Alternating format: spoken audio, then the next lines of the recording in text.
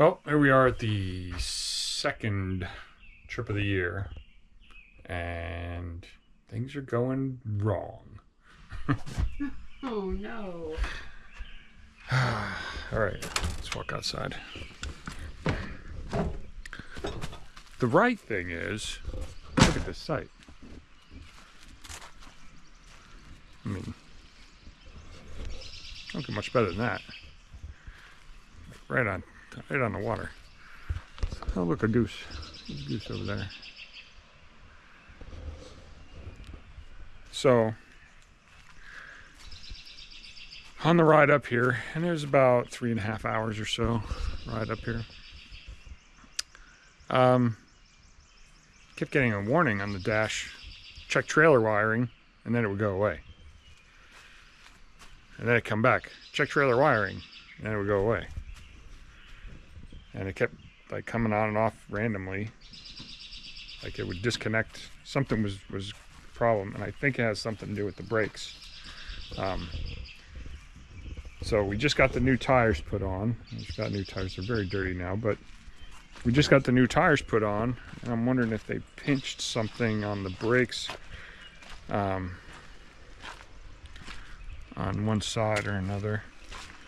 So a few years back, we had a problem with the brakes on this side, the driver's side, and it was a broken wire that got pinched, and I had to go under and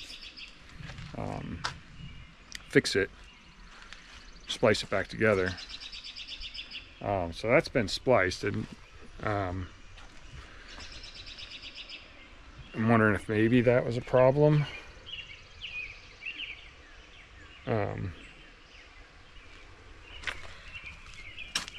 This I don't know. So it's wet. It rained on the way up here, so it's wet right now. So I'm not crawling under there in the mud. But tomorrow is supposed to be nice, so maybe tomorrow I'll crawl under and check all the wiring. So that's the first thing that went wrong. The lights stayed on, so I checked the lights. I was checking the lights the whole time, and every time it told me to check the wiring, I would look and I could see the lights were still on the trailer. So it wasn't the lights, and I wasn't too worried. If it was just one of the brake lines was causing a problem, then, you know, it'd be fine. But so then the next thing that went wrong is we got here and went to put the stabilizers down, and you can see when I hit the switch,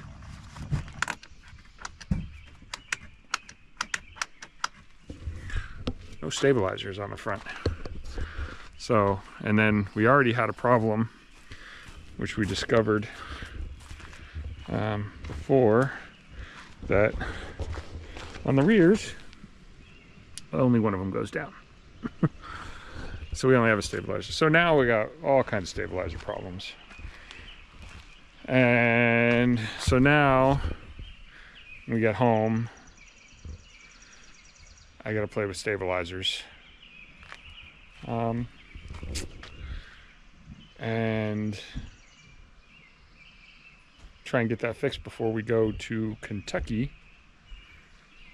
in a month. So that's fun. But anyway, so we are at a place called Potter's Place in Lebanon, Maine,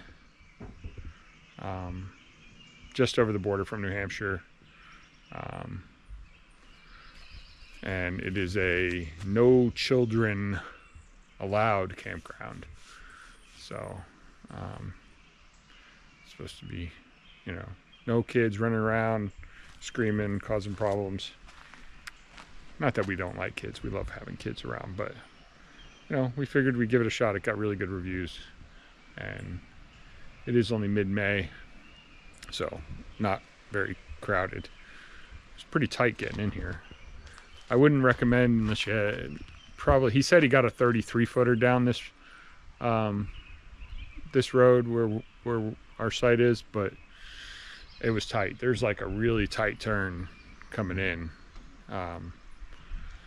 and there's like a tree right on the inside of the curve, so you got to really swing it wide. We cleared it by like a couple feet, so you know, I wouldn't go too much bigger than 33 though down here. But the guy seems like this place has been, apparently, when you look at their website, this place has been around for like 67 years or something. So, you know, I'm sure they know what they're doing. And there's a couple of Airstreams right here. So you see some Airstreams right on the same loop here. And some of the reviews said that there's a lot of seasonals, and you can see, so this site next to us with this pop-up, it looks like it's a seasonal. And then next to us on the other side, there's a couple seasonal places. I think we just got lucky. I don't know if that Airstream might be a seasonal too. I think we just got lucky because it's here mid-May, and you know, we booked a few months ago. So he was like, oh, I'll just put you right on the water. So tomorrow we might, it's supposed to be like 70, well, mid 70s tomorrow, so we might break out the kayak tomorrow and take a little spin around the pond. It's not very big. Sounds like there's like a waterfall down there, but you can see kind of down there. Might be a little fun to spin around, take a little spin around in the kayak. So we brought it with us. So but yeah, it seems like a nice little campground so far. And I guess, you know, tonight we're just gonna hang out, maybe go out to dinner. Hit one of the local tavern, ale house or something. And be aware, if you come here, cash or check. They don't do credit cards. So I gotta get the guy more cash because I didn't have enough. I completely forgot. He did tell us when we booked it, but it was months ago. So, but, all right. All right, one more thing. The electric part of our water heater is not working. I think it's a bad element. I think I had this, I remember this at the end of last season. Our last camping trip we didn't have electricity, so it was just on propane, but now I just tried to turn it on and we got nothing. Yeah, it is not hot. So we're gonna change out that element. If I can remember how to do it. I think it's here. I think it's behind here. So, and I tried resetting it here. Yeah, there's a reset. Those seem to be fine. So, let's see if there's someplace I can put you guys. Watch me.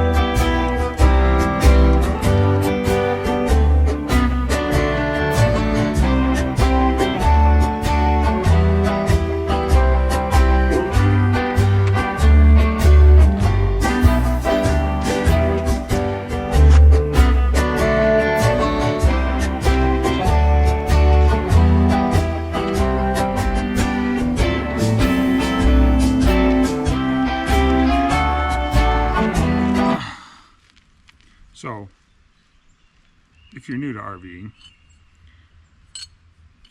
this is something you should definitely get. So this tool, you can get it on Amazon. Try to remember to put a link to it. So this little tool will allow you to remove both the zinc and the electric element on your water heater. It's got both of them. So pretty handy to have. Otherwise, you're not going to be able to change those things out.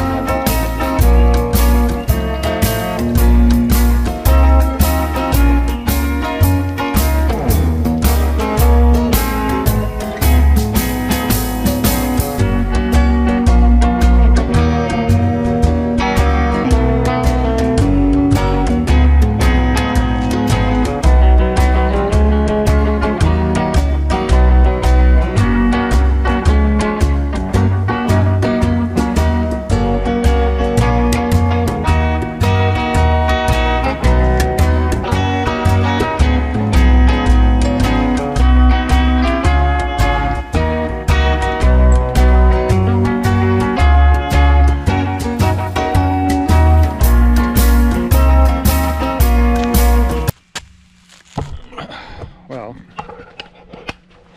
the element's bad for sure because I ohmed it out.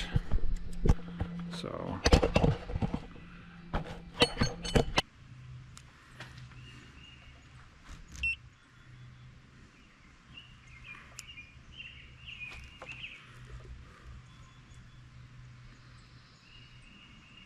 yeah, that's definitely bad. So I don't know what else is going on here.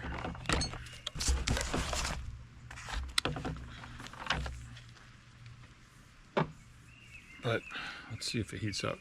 I have it on right now. I'm gonna see if it heats up anyway.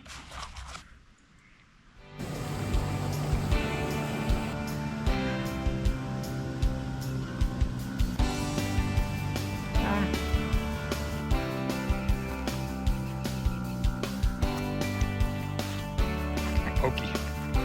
Hello, Miss Pokey. You can do it.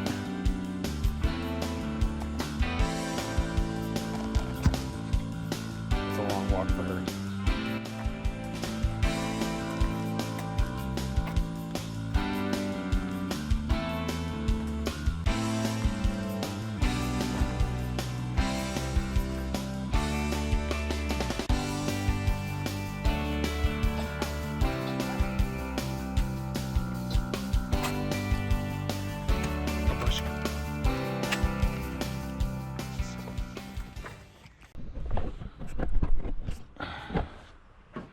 All right, so I did figure out what's going on with the trailer wiring error that we kept getting. Same problem we had previously when we went to New Hampshire, and then I had a problem. It's a poor design. They route the brake wires for the electric brakes so that they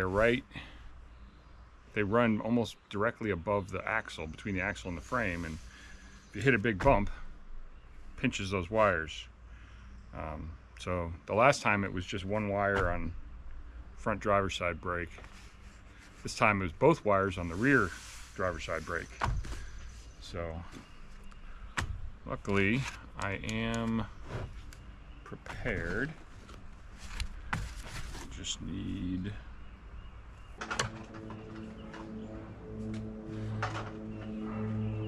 all right.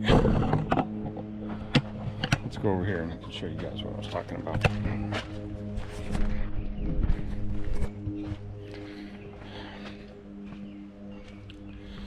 All right. So under here.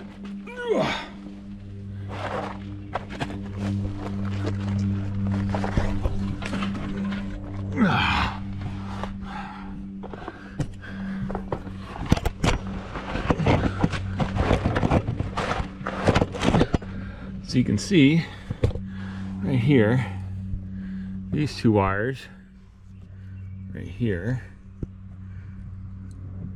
are supposed to connect to these two wires right here, and the way they're routed, they just kind of sit right here. So my guess is when I hit a big bump, it just pinched them. So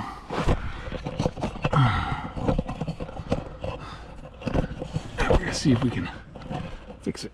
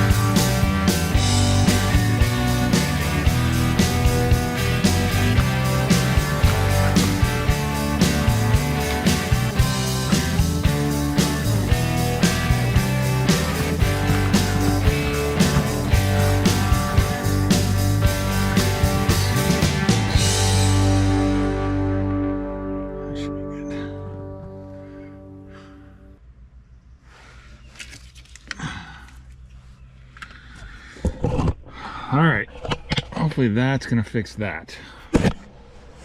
Yeah, you need to see how kicked back Ollie is. Ollie is seriously kicked back. You can see Rover. Here. He's recording.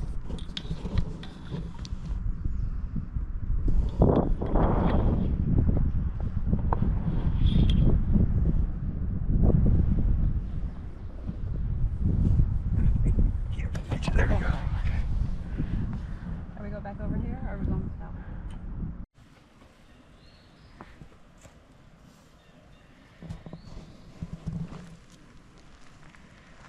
Hi. I think we wore out the dogs. And then Denise's. And the Denise. That's okay. We're gonna have some dinner. Chicken. A campfire. Some adult hot chocolate. Probably. Although I have a bottle of wine out for dinner. Well, wine. Have wine by the campfire. Yeah. There's no rule.